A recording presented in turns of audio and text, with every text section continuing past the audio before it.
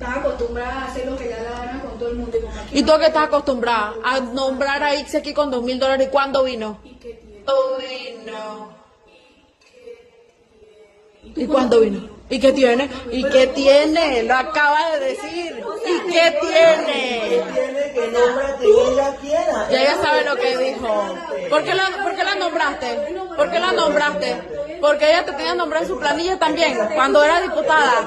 Y también le nombraste a la mamá. Mami, Y escúchate. ninguna venía. Mami, Así como tú escúchate. no ibas a trabajar, así como tú no pudiste nombrar a tu mamá.